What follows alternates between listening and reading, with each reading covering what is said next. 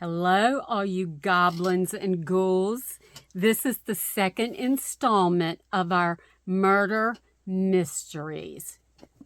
This is the story of Chaim Weiss, a 15-year-old student at the Orthodox Torah High School in Long Beach, New York, living in a school dormitory. It's going to get interesting. He came from a very religious family in Staten Island, and by all reports, he was a well-liked, good student, and one of only 2 dorm students who had a single bedroom. That is important also to the story. In the months leading up to his death, Chaim made a phone call from summer camp in July 1986, crying and wanting to come home, which was very out of character. Also, in August 1986, he had a private meeting with the school principal at the family's home, which his father later said Chaim did not want to discuss. Okay, the murder. Are you ready? On the night of October 31st, November 1st, somewhere in that night, around Shabbat in the school dorm, Chaim was bludgeoned to death while he was sleeping in his room. The weapon was never found, though it was described as a hatchet or a heavy knife-like, and the force of the blow crushed his skull and severed his spinal column. Okay, knives and hatchets. Go back to Lizzie Borden. His body was found by a dorm supervisor early on November 1st after he failed to appear for morning prayers, which was very odd for him. They wanted him to be at prayers, and he always followed the instructions and the rules, and he was not there, which triggered them to go look. Now, notable, there was no signs of robbery or forced entry. The front door had a combination lock. The window in his room was open despite the cold weather, and his body had been moved from the bed to the floor. Both details investigators believe suggest ritual or knowledge of Jewish customs. The investigation focused on who could have entered the dorm, moved the body, left the window open, and yet left no struggle visible. Let that sink in a minute. Combination lock. Body placed on the floor. The door was open even though it was cold. Or the window was open, even though it was cold. And the body had been, I think I said that. The investigation focused on who could have entered the dorm, moved the body, left the window open, and yet left no struggle visible. Early on, detectives assigned many resources, 25 detectives at one point, and sealed the dorm as a crime scene. So 25 detectives and sealed the dorm. A strand of hair. This is interesting to me. A strand of hair not belonging to Chaim was found on the bedsheet, preserved by police for future DNA comparison. So the case went cold. So the murder happened in 1986. The investigation happened starting November 1st, and there was no way to solve this murder, even though they kind of expected that or suspected that this was an inside job, okay? By 2013, the case was officially reopened. And by 2015, the Nassau County Police Department publicly stated that they now believe the murderer was a student or a faculty member of the school. The investigation had more misses than hits. So let's talk about some of the things that went wrong, okay? The police hesitated to press anyone inside the school, fearing backlash. Backlash from who? Even the Jewish people would have wanted, and the Jewish school would have wanted this murder solved, unless they knew who it was and they were trying to protect that person. I don't know. It's a good thought and question, don't you think? But I think it's interesting that they were worried about backlash.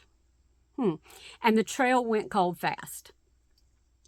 Key witnesses were not fully questioned, and evidence was lost due to the open access of the dorm. So they didn't even I guess, close off certain areas around the dorm room. I think in 1986, I could have done a better job than what these cops did. I mean, what's wrong? This is Staten Island, New York. I would have thought that would have been really good, or they would have been really good. So by the time DNA and modern methods became available, decades had passed, leaving the case unsolved and a family still searching for answers. Remember I said there was one hair that they found that did not belong to the victim? I found no mention whatsoever about that hair and if DNA could have been performed on it. So I'm wondering, was that was that hair lost? Was it misplaced? Did they just fail to do the DNA? Or was it a cover-up? I don't know. But it's interesting, don't you think? So some oddities. Let's talk about oddities of this case. The window was left open and the body was placed on the floor. Investigators said that was deliberate and suggested knowledge of Orthodox Jewish death customs, opening the window for the spirit and the floor as the coolest point. I've never heard about moving a body to the floor, but I don't know the Jewish customs, so I might research that and see, and you can research that and see too. I've never heard that one. But they said that it suggested that they knew of the customs, but there was no random brutality. No evidence of random brutality. No evidence of any kind of assault other than the axe or knife to the head. I don't know how you could tell. I don't know how you could not tell whether it was an axe or a knife. I mean, even in Lizzie Borden's time, they knew it was a hatchet. Whatever. The fact that nothing was stolen, no forced entry. Remember, combination lock. Now, could he have given his combination to somebody? Yes. Then that suggests that somebody knows how to get into that room, which also for me suggests that it could be faculty that had access to that room. But it's just no way to tell, especially if they didn't question witnesses fully. So there's no way to tell if it was a faculty member or somebody that he had given access to that room. And if he did that, that would mean that he was friends with that person. He wouldn't have let some random person have his combination. And I just keep wondering how did he get killed and there was no screaming or anything, unless he just did not know it was coming and the blow was so hard that it immediately killed him. I don't know. It was terrible. 15 years old. Okay. The fact that nothing was stolen, no forced entry, no struggle, indicates the victim may have known the attacker or the attacker knew the environment extremely well.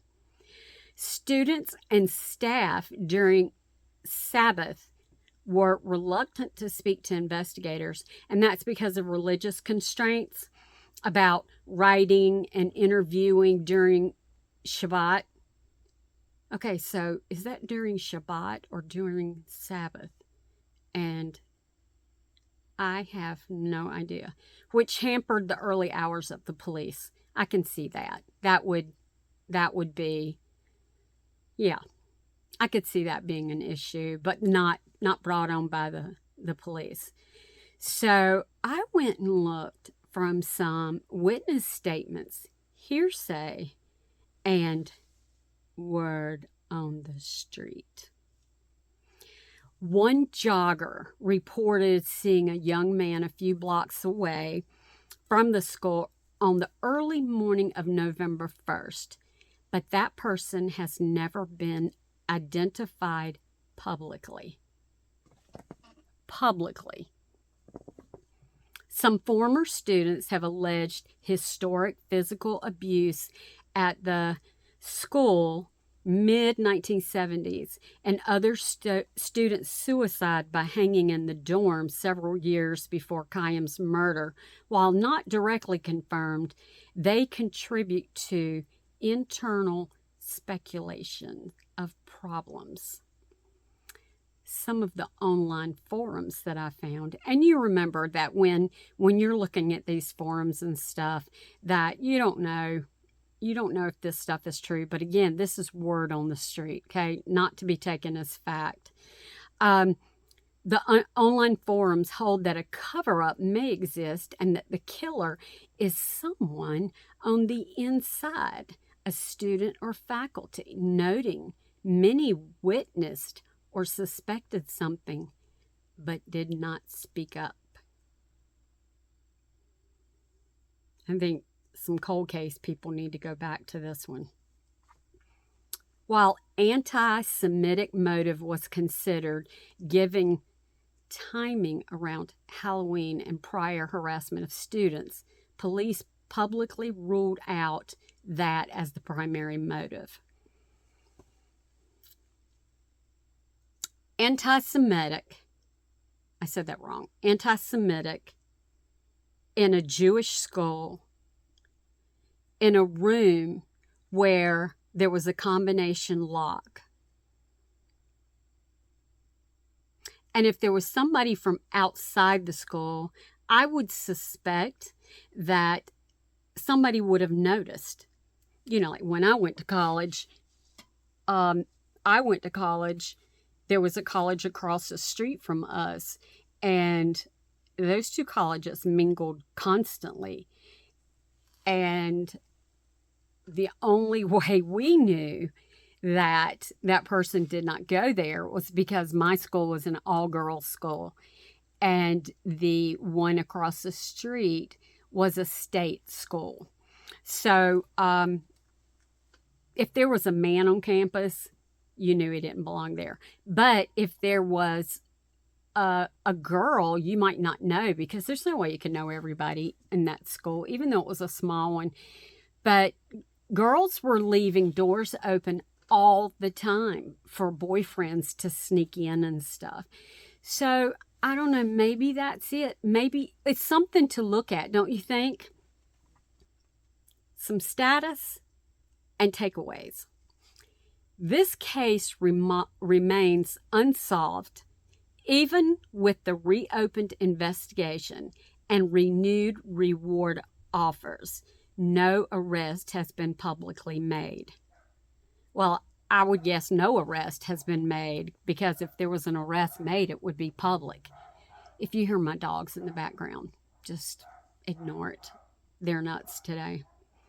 The belief of the investigators was that the killer was somebody familiar with the skull and its customs. And that right there is something that still to this day, people believe that it was something on the inside, a student, a faculty member, somebody that was also very familiar with Jewish customs.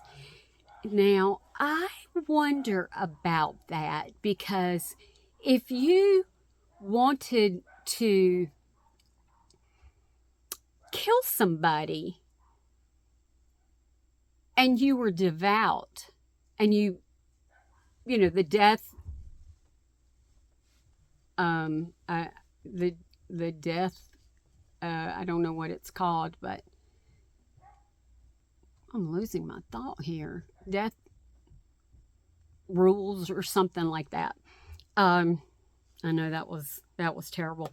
But if you were so devout that you put him on the floor, open the window, that kind of thing, if you did that, wouldn't you think murder would be a difficult thing for you if you were devout? So I think, could it have been an accident? But there was no signs of any kind of struggle.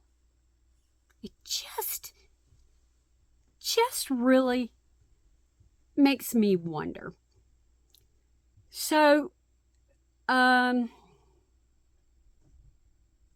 it comes down to the passing of time. So I think the only way they're going to ever solve this murder is if somebody comes forward and talks. So there's a lot of information about kids and maybe faculty members that know things but don't want to come forward. And that may be the case. I don't know. But I don't think it's going to get solved unless somebody talks. But you know, there's still possibility. Oops, sorry, I rocked the camera again. There's still possibilities, because we can always look at the other cold cases that sometimes are like 20 years, more than that, 30 years, that finally get solved. So it could be. Somebody might talk somewhere down the line. So that's our story today. That's a more modern kind of take. You know, it's not Lizzie Borden's time, but it is an interesting unsolved case. Now, I want to tell you something. I'm sitting in my basement because I wanted to film in here, because we hear footsteps and conversations in our basement all the time. So I wanted to come down here and see if you heard something. But the only thing I hear is my dogs and my husband walking upstairs. So that's a no-go for today. But we do hear it, especially if we're down here working alone. It's a spooky little place, isn't it? And I wanted to get in a really dark space. The final murder mystery in our October series is going to be one that will blow your mind. I hope you tune in, because it's going to be fabulous, and it's a little gory, and it's a little scary, and it makes you wonder, what should you be scared of? Maybe it's next door.